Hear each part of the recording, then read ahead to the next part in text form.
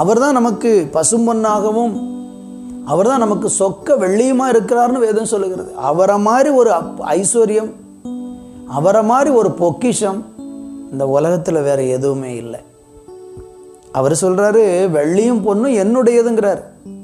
அவர் கையில் தான் எல்லாமே இருக்குது. அவர் நினைச்சா உங்களுக்கு தர முடியும். வெள்ளி உங்களுக்கு தேவையா, பொண்ணு உங்களுக்கு தேவை அப்படின்னா அவர் தருவார். ஐஸ்வர்யம் தேவையா, தருவார்.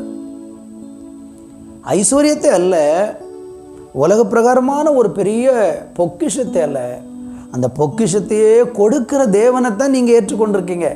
அவர் தான் உங்கள் கூட இருக்கிறார்.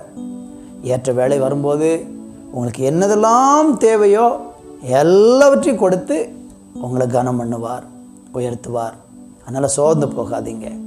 உங்களுக்கு ஒரு வீடு வேணும், ஒரு வாகனம் வேணும், சில அடிப்படையான வசதி வேணுங்கிறதெல்லாம் நியாயமானது தான். அதெல்லாம் தருவார். ஏற்ற சமயம் வரும்போது தருவார்.